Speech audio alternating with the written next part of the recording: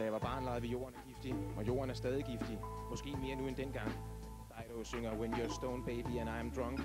Tidligere var jeg afhængig af græs. Nu er jeg afhængig af pigen i græsset ved siden af mig.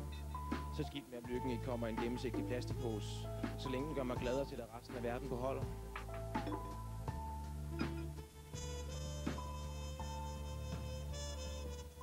Og det er den klassiske historie om bien og blomsten, og alle bierne, som drømmer om 2 blomster på en gang. Men min blomst er blevet jaloux, og jeg er bange for, at hun snart visner. Og den anden blomst er i gang, jeg skal både have vand, sol og opmærksomhed, så jeg overvejer at rykke roden op og forplante mig et tredje sted. Because there's really nothing left here to stop me. It's just a thought, only a thought. Husk at gemme Dido-bladen, inden drengene kommer over senere.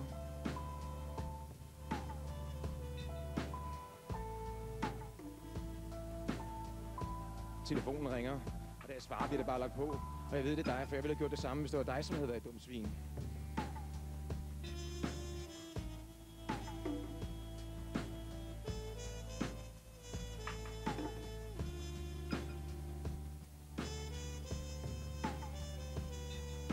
Jeg har ikke været en dårlig taber, siden jeg holdt op med at spille. Men hvad er stærkest? Familiebånd eller familietape? Piller byttebeviset af for at se, hvor meget jeg betyder for dig. Og penge ud af vinduet er kun noget, nære mennesker taler om. Men det er penge, det hele handler om, for det selv og den lille pige mig. Hende, som aldrig har haft en husleje eller et rigtigt job. Alt koster penge. Kun avisen er gratis. Og det er ikke engang nemt at være gratis avis. At bare være så billig at blive smidt væk, når hjernen har fået det, den ville have, informationer. Og mens man sidder og tænker sådan, sidder Michael Mays inde ved siden af. Og i avisen står der, han lige er blevet nummer 13 på verdensranglisten. Tænk engang, at være den 13. bedste til noget i verden. Det er bare ikke godt nok.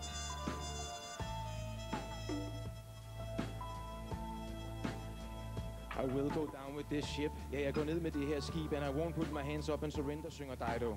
Jeg har altid været anderledes. Jeg vil ikke bare se giraffen, jeg vil også tale med den og stille den spørgsmål. Hvorfor hedder det gulerødder, det tydeligvis er orange? Hvorfor er det så sjovt med Toffifee? Hvorfor er hun født med det? Hvorfor er det Maybelline? Der står en hjemløs og tigger foran Føtex. Han er den eneste på hele gaden, som ikke har en Canada Goose-jakke på.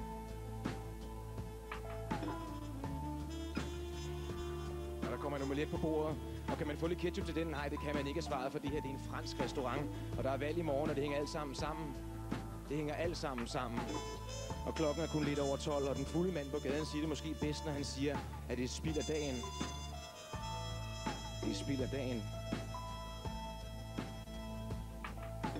For ikke så lang tid siden. For ikke så lang tid siden var jeg overbevist om, at der aldrig ville være andre end dig. Og nu er jeg gået ud for at lede efter dem. Dido tror jeg er gået ned efter mælk. I will go down with this ship. I will go down with this shit.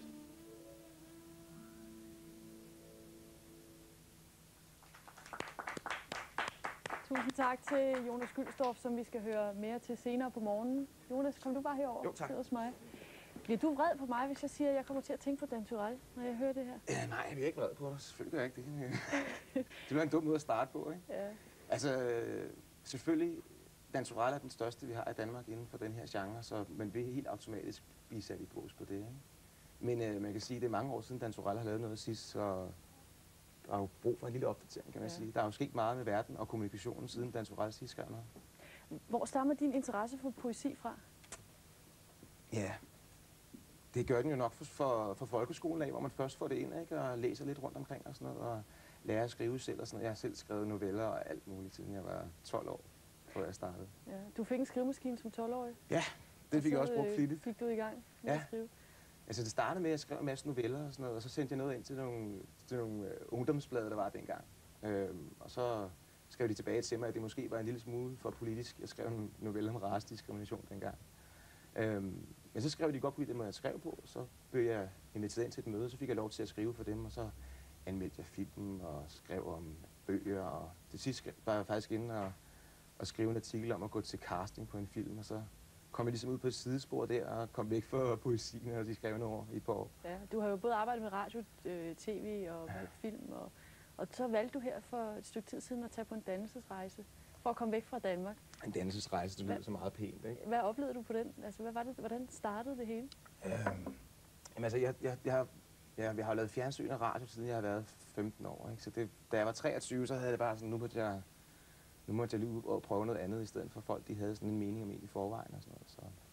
Så rejste jeg til USA, solgte min bil og min lejlighed, og Så var jeg derovre i 3 måneder og så også nogle fantastiske mennesker, som lavede poesi derovre, hvor jeg bare tænkte, det her, det kunne fandme være fedt at gøre på dansk, med at læse op ind over musikken på den måde. Ikke? Og så efter USA, så tog jeg til Holland, hvor jeg stod og arbejdede som kok i næsten et år, mens jeg så sad og lavede den her plade ved siden af og skrev en masse poesi.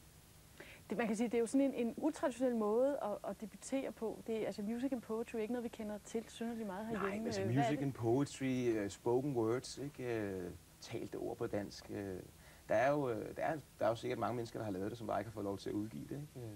Jeg tror, der er en genre for det. Der er jo også mange digtoplæsningskonkurrencer, både i Danmark, eller i Sjælland og Jylland. Ikke? Der er forskellige steder rundt omkring, hvor folk de samles om at høre folk, der står og læser digte op live stadig. Ikke? Ja.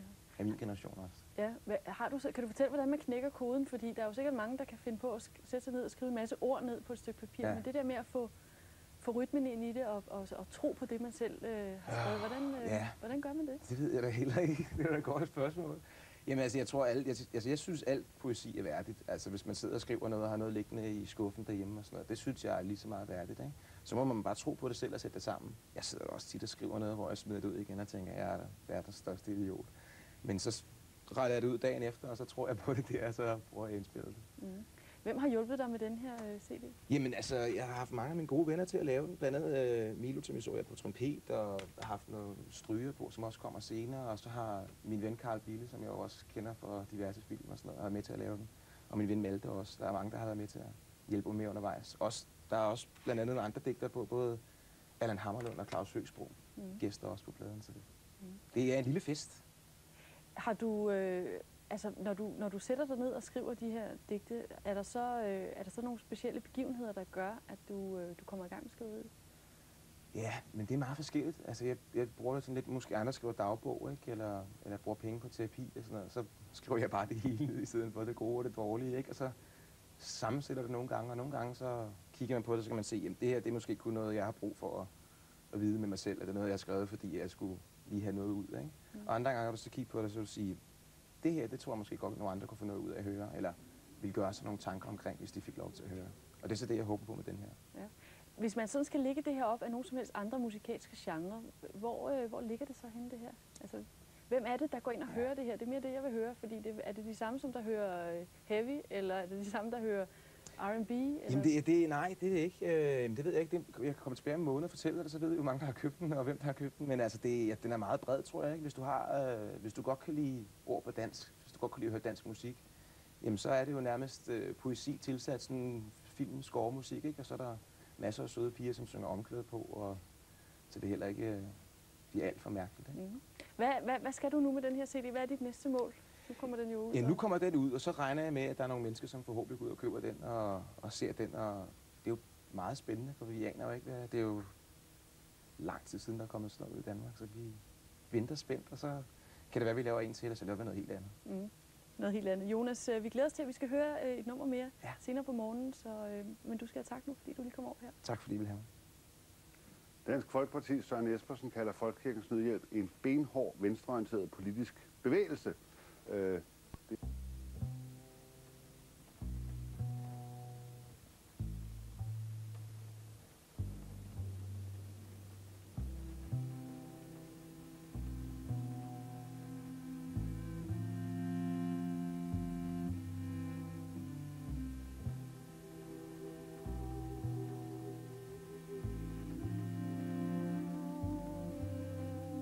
Se nu, hvilken situation du har sat mig i. Ultimatum. Skal jeg fortælle dig, hvad du vil høre? Fortælle sandheden, eller skal vi gå i krig? Jeg har samlet mine mænd i stuen til et sidste krigsråd. Du ligger i soveværelse, spiller kvindesnur svag, men jeg kender dig. Jeg ved, du har en plan. For vi lever under samme tag med hver sin overlevelsesteknik. Overvågning, afhøring, klassisk og den trivielle popmusik. Lad os nu bare skille som venner. Vende de advarsskilte om til noget godt. Vi er ikke de eneste, der har tabt det, de har haft. Ensomhed er mere udbredt end kraft. Jeg må bare leve videre på mine rationer af tvangsillusioner og finde en anden, som kan holde min dør og holde mig ud til at dør.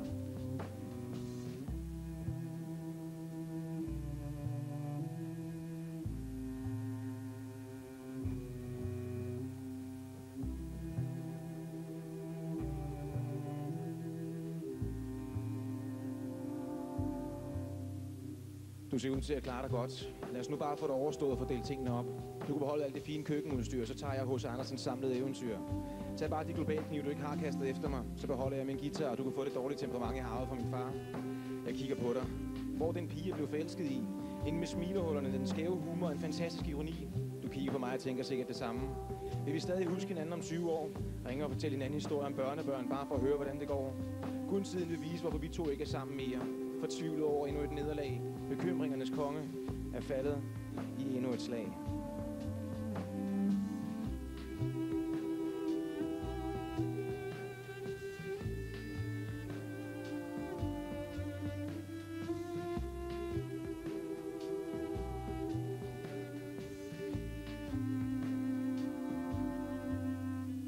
Jeg har det godt i mit nye sted. Du har hadet den måde, jeg indrettede det på, og det gør jeg faktisk også selv. Men nu er det endelig mig, der bestemmer, hvor skabet skal stå. Dekoreret med Samantha Fox-plakater, benene op på bordet, syretrips og dårlige 80'er-citater. Der er aftensmad, jeg siger til, og jeg spiser ud af dåsen lige så tosset, som jeg vil. Jeg hænger ud sammen med alle de venner, jeg ikke har set, siden jeg mødte dig. Det er dem, der tilbage ikke er faldet i samme fælde som mig. Torsdag til søndag går med druk og fester.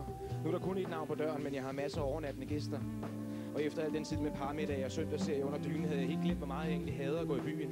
Det er da også for en mærkelig opsat måde at søge efter kærligheden på. Nå, hvad laver du så? Hvor skal du hen? Vil jeg nogensinde komme til at elske igen? Jeg har sagt mit job op for at kunne svare på alle de sms-beskeder, jeg får. Om 4 år bliver jeg 30, men det forfængelige mig kan allerede så grå hår. For der er ikke tid nok. Ubevidst snakker jeg om det, som om du allerede var død. Ja, for jeg havde jo også en kæreste engang. Kan du huske dengang?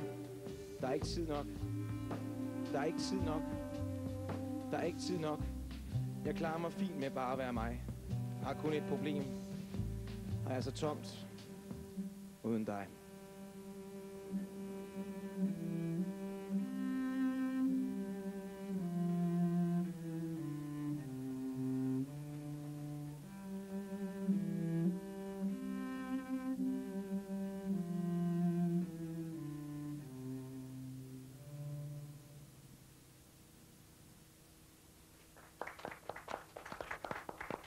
Tak til Jonas Gølstorff, og så skal vi også lukke og slukke for i dag. Ja. Kun med den trussel hængende over hovedet, at